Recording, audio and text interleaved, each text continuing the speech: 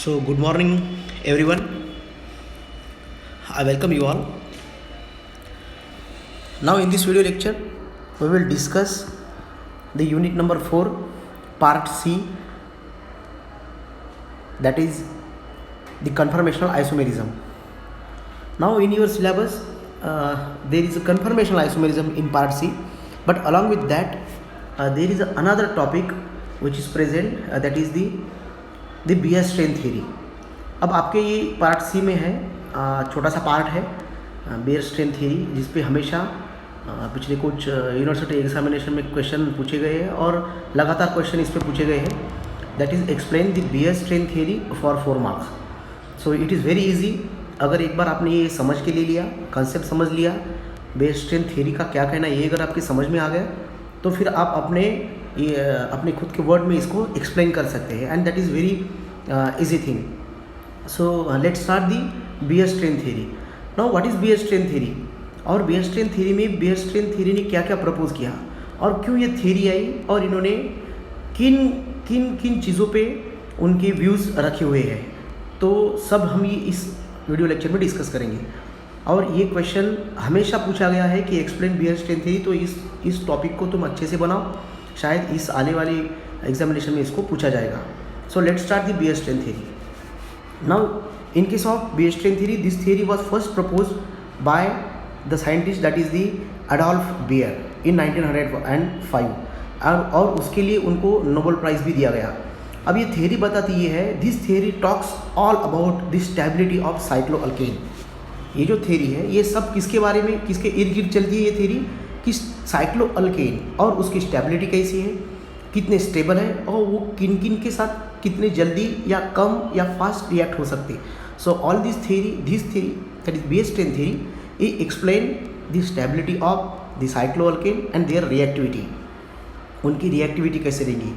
Now in case of the alkane there are 2 type. One is the ring alkane that is the cycloalkane, and second one is the straight chain alkane, जहाँ पे carbon carbon carbon single bond, carbon carbon bond ये straight chain में रहेंगे, उनको बोलते हैं हम straight chain alkane. और दूसरा है जो अगर अल्केन कार्बन कार्बन बॉन्ड अगर रिंग के फॉर्म में है, जैसे ये वाला, तो उनको बोलते हैं हम cycloalkane. And this theory explain all about the cycloalkane. वो जो साइक्लो या साइक्लिक कंपाउंड है, carbon carbon compound, organic compound या साइक्लोअल्केन है, उनकी स्टेबिलिटी कैसी है. Now we know that according to this theory, अब ये थ्योरी इन्होंने क्या कहा, इस थ्योरी का कहना था कि कार्बन एटम जो है वो डिफरेंट हाइब्रिडाइजेशन स्टेट में रहता है. जैसे carbon atom sp3 hybridization state में रहेगा, sp2 भी रह सकता है और sp हाइब्रिडाइजेशन स्टेट में भी रह सकता है. लेकिन जब carbon atom when it is present in sp3 hybridization state, अगर उसका sp3 हाइब्रिडाइजेशन स्टेट है तो उसका नेचुरल बॉन्ड एंगल उस मॉलिक्यूल का, जिस मॉलिक्यूल में कार्बन एटम sp3 हाइब्रिडाइज है, उस मॉलिक्यूल का बॉन्ड एंगल हमेशा, कौन सा भी बॉन्ड एंगल उसमें का आपने देख लिया तो वो रहेगा 109. So this is the ideal bond angle. This is the ideal bond angle when carbon atom is present in sp3 hybridized state. So this is the molecule that is known as the methane. अब for example ये molecule मान लो, ये है methane, जिसमें carbon 4 hydrogen atom को attach है, और carbon atom जो है मीथेन में का वो है sp3 हाइब्रिडाइज. मतलब अगर ये sp3 हाइब्रिडाइज कार्बन एटम है, ये वाला अगर sp3 हाइब्रिडाइज कार्बन एटम है, तो इसका बॉन्ड एंगल कितना रहना चाहिए, आइडियली नेचुरली बॉन्ड एंगल कितना रहना चाहिए, 109. And it is found that in case of methane the natural bond angle in methane, all the angle they are 109 degree. Now if we move towards the another example, अब ये दूसरा वाला example है जिसमें आपको दिखाई देगा, ये है मीथेन, इसमें एक कार्बन एटम है, this is the propane. Now there are the 3 carbon atom is here, 1 2 and 3. Now this is the carbon atom, this one, and this is the these are the 2 hydrogen atom. अब ये 2 hydrogen atom जो है ये methyl group से replace कर दिए, ये 2 वाले, तो मीथेन का किस में कन्वर्शन हो गया, प्रोपेन में. So in case of propane again, if you observe propane, तो ये carbon atom, this carbon atom again it is present in sp3 hybridization state. So the bond angle in the propane molecule it should be naturally, ideally the bond angle should be 109 degree. और ये भी देखा गया है कि in case of cyclopropane नहीं, इन case of propane, ये chain वाला प्रोपेन है, इसमें कोई रिंग नहीं है, तो इन case of the propane all the bond angle, ये वाला बॉन्ड एंगल या ये वाला बॉन्ड एंगल या ये वाला बॉन्ड एंगल, सब बॉन्ड एंगल कितने के हैं, 109 डिग्री के. तो तो यहाँ तक तो सब बियर स्ट्रेन थ्योरी ने ऐसे ऐसे बताया कि दिस इज़ दी केस, ऐसा है ये कि कार्बन एटम हाइब्रिडाइज है sp3 तो 109 डिग्री है। But when this is the propane and this propane is a chain propane, chain में है, ऐसा स्ट्रेट है। बट अगर ये प्रोपेन साइक्लोप्रोपेन बन गया, मतलब ये दो कार्बन एटम अगर उन्होंने बॉन्ड बना लिए, अगर ये बॉन्ड अगर बन गया तो उनका साइक्लोप्रोपेन बनेगा, 3 मेंबर रिंग बन गई, साइक्लिक हो गया अभी। वैसे ही 4 कार्बन एटम अगर एक साथ आए और उन्होंने रिंग बना ली तो ये हो गया साइक्लोब्यूटेन। अगर 5 अगर एक साथ आए तो साइक्लोपेंटेन, साइक्लिक 5 मेंबर रिंग बनेगी, साइक्लोपेंटेन। तो इनका ये कहना था बियर स्ट्रेन थ्योरी का, जो साइक्लो अल्केन है, मानो cyclopropane, cyclobutane, cyclopentane, all these are planar. उनका कहना था कि ये प्लेनर है, एक ही प्लेन में, सब कार्बन एटम एक ही प्लेन में है। So when cyclo alkane is form, मान लो फ्रॉम साइक्लोप्रोपेन से, फ्रॉम प्रोपेन से स्ट्रेट चेन प्रोपेन, ये स्ट्रेट चेन वाला है, या इसमें कोई रिंग नहीं है, ये अगर किस में कन्वर्ट हुआ, ये अगर साइक्लिक रिंग में कन्वर्ट हो गया तो ये कार्बन को बॉन्ड बनाना पड़ेगा, तो ये कार्बन बॉन्ड बनेगा। अब जब ये कार्बन कार्बन बॉन्ड बनेगा तो नेचुरली इसमें कार्बन एटम जो है वो sp3 स्टेट में है, मतलब उसका बॉन्ड एंगल 109 है। तो जब ये कार्बन कार्बन बॉन्ड बनेगा ये वाला इन दोनों कार्बन एटम के बीच, तो इन दोनों को काफ़ी नज़दीक आना पड़ेगा। तो बॉन्ड एंगल जो 109 था, 109 डिग्री था, अब वो जब एक पास में आएंगे और 3 मेंबर साइक्लिक रिंग बनाएंगे, ये वाली रिंग बनेगी, तब ये 109 की डिग्री जो उनकी बॉन्ड एंगल था ये बनेगा 60 डिग्री का। मतलब इनमें ये काफ़ी करीब आए तो इनमें स्ट्रेन आ गया, मतलब इन दोनों बॉन्ड में तनाव आ गया क्योंकि काफ़ी करीब आ गए। तो बॉन्ड एंगल कितना बना, 60 डिग्री का। तो cyclo alkane that is the propane, इसमें अब बॉन्ड एंगल कितना है, 60 डिग्री का, जो नेचुरली कितना रहना चाहिए, 109। तो अब डिफरेंस कितने का हो गया, तो इसमें है 109 बॉन्ड एंगल, इसमें 109 और इसमें आप साइक्लोप्रोपेन बना तो 60 डिग्री।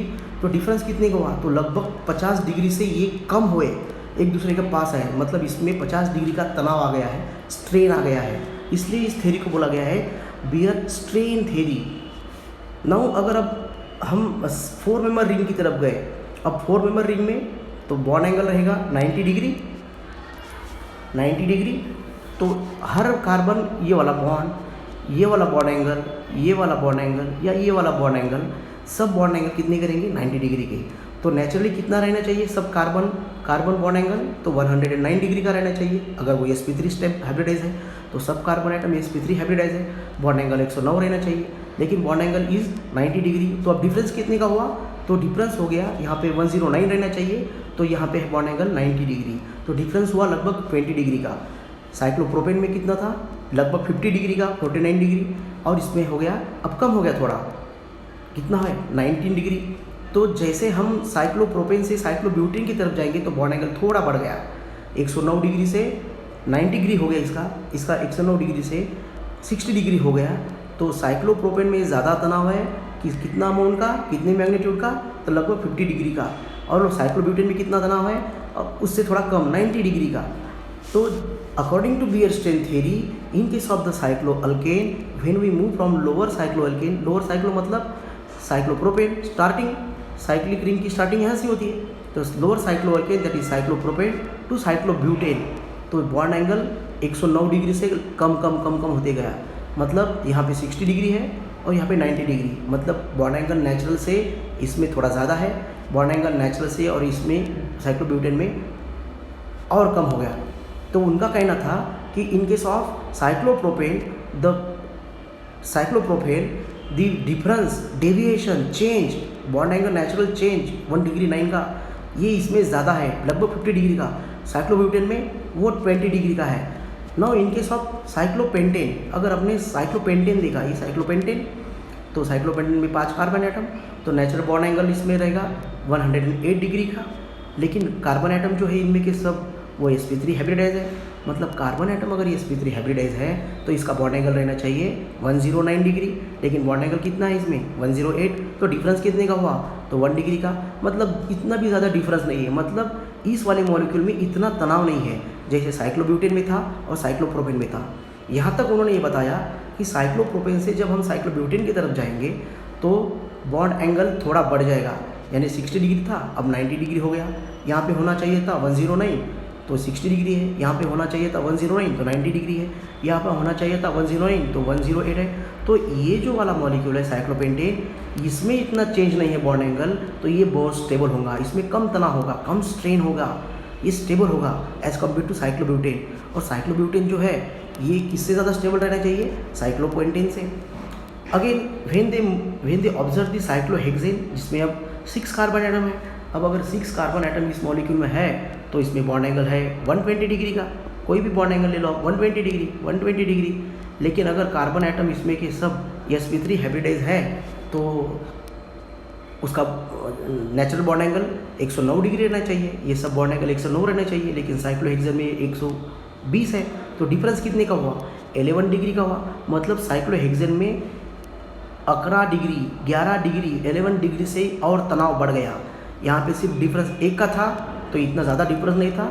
तो ये साइक्लोपेंटेन काफ़ी स्टेबल है, ऐसा कहना है बियर-स्टेन थ्योरी का। और जैसे हम साइक्लोहेक्सेन की तरफ आएंगे, अब और बॉन्ड एंगल बढ़ गया, डिफरेंस बढ़ गया 109 से 120 डिग्री। अब अगर हम मूव हुए 7 मेंबर, ही तो 6 मेंबर रिंग है, अगर हम 7 मेंबर रिंग की तरफ गए तो बॉन्ड एंगल 120 से ज़्यादा होगा। मतलब और उसमें 109 डिग्री और उसमें डिफरेंस ज़्यादा बढ़ जाएगा।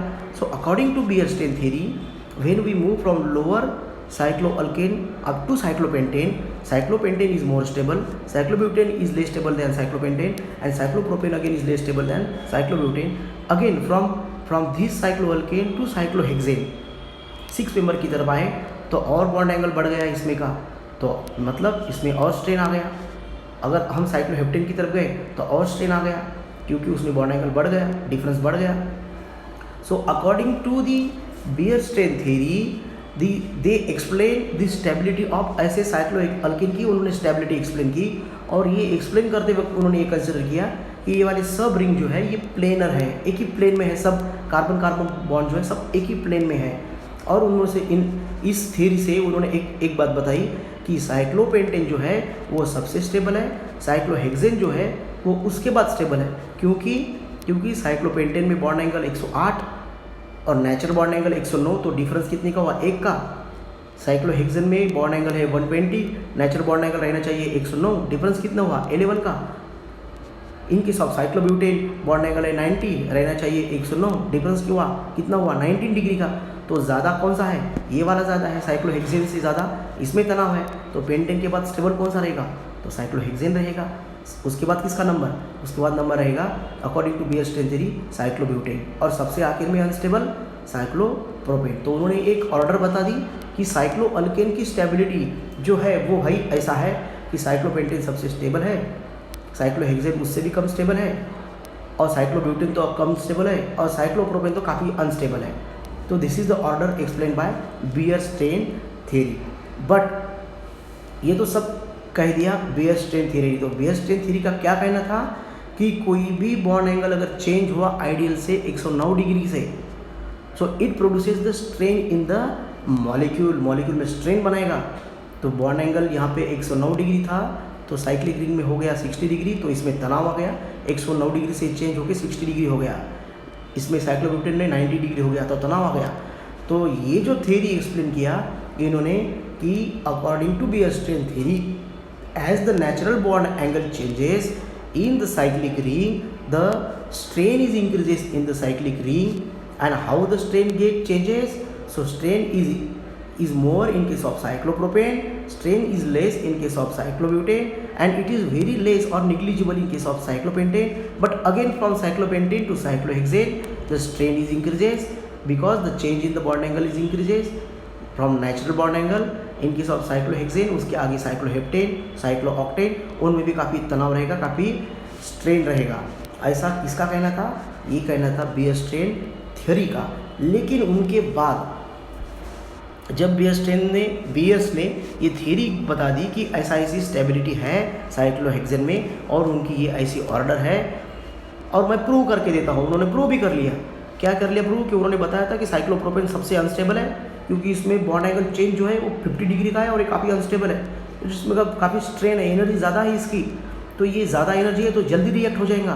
तो इसकी रिएक्शन अगर हमने ब्रोमीन के साथ की तो साइक्लोप्रोपेन फास्ट रिएक्ट हो जाता, क्योंकि ये अनस्टेबल है। साइक्लोब्यूटेन उतना रिएक्ट नहीं होता क्योंकि ये इससे स्टेबल है, और साइक्लोपेंटेन तो रिएक्ट नहीं होगा क्योंकि ये अनस्टेबल, ये काफ़ी स्टेबल है।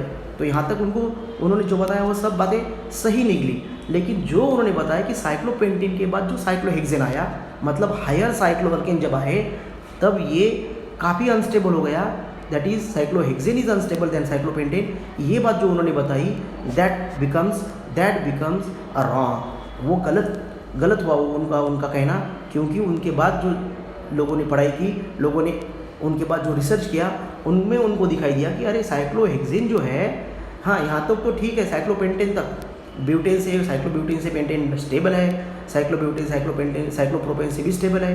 लेकिन उन्होंने जो बात बता दी कि साइक्लोपेंटेन से भी अनस्टेबल साइक्लोहेक्सेन है, जो बियर भाई ने बताया वो गलत हुआ।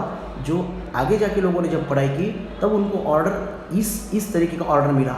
उनको क्या ऑर्डर मिला कि साइक्लोपेंटेन से भी ज़्यादा स्टेबल साइक्लोहेक्सेन है, और साइक्लोहेक्सेन से कम स्टेबल साइक्लोपेंटेन है, और साइक्लोपेंटेन से कम स्टेबल साइक्लोब्यूटेन है, और सबसे कम है साइक्लोप्रोपेन। मतलब अब ये तो यहाँ तक जो उन्होंने बताया था बियरस्टेन थ्योरी, ये यहाँ पे आके फेल हो गई। तो यहाँ पे जो फेल हुई बियरस्टेन थ्योरी, उसको बोलते हैं हम बियरस्टेन थ्योरी के लिमिटेशन। तो बियरस्टेन थ्योरी कहाँ पे फेल हो गई? उन्होंने ये बताने में गलती कर दी कि साइक्लोहेक्सेन और हायर साइक्लोअल्केन, मतलब cyclohexane, cycloheptane, cyclooctane, they should be increasingly unstable, वो अनस्टेबल रहना चाहिए। लेकिन उनके विपरीत ये दिखाई दिया कि साइक्लोहेक्सेन तो मोर स्टेबल है भाई, तो cyclohexane is more stable than cyclopentane, ऐसा बाद में मालूम हुआ। तो ये हुआ उसका limitation. So cyclohexane is unstable ring due to higher strain than cyclopentane, ये ऐसा कहना था बियरस्टेन थ्योरी का। लेकिन मालूम क्या हुआ कि साइक्लोहेक्सेन काफ़ी स्टेबल है। So these are the limitation of this Baeyer strain theory. So this theory is very simple. This theory is asked in university exam for 4 marks. अगर आपको किसी तरह का क्वेश्चन आया तो आपको इसमें ये 2-3 बातें लिखनी है। क्या बातें लिखनी है आपको कि in case of Baeyer strain theory it is explain regarding the stability of cycloalkane, cycloalkane की स्टेबिलिटी बताती है। उन्होंने कहा है according to Baeyer strain theory any deviation of bond angle from ideal bond angle, that is 109 degree से अगर change हुआ तो उस मॉलिक्यूल में स्ट्रेन बनेगा और वो मॉलिक्यूल अनस्टेबल रहेगा। और उन्होंने ये बातें सब साइक्लोप्रोपेन, साइक्लोब्यूटेन और साइक्लोपेंटेन के तक कहा, वो सब सही निकला। लेकिन साइक्लोपेंटेन के बाद जो आया साइक्लोहेक्सेन, वहाँ पे जो उन्होंने बताया कि साइक्लोहेक्सेन से भी साइक्लोपेंटेन कम स्टेबल है, तो ये यहाँ पे गलत हुआ। तो ये हो गया उनका limitation. So I hope you understand this Baeyer strain theory. और अगर आपको कोई इसमें दिक्कत है तो आप मुझे कमेंट में आपके सवाल भेज सकते हैं। So thank you for listening this Baeyer strain theory.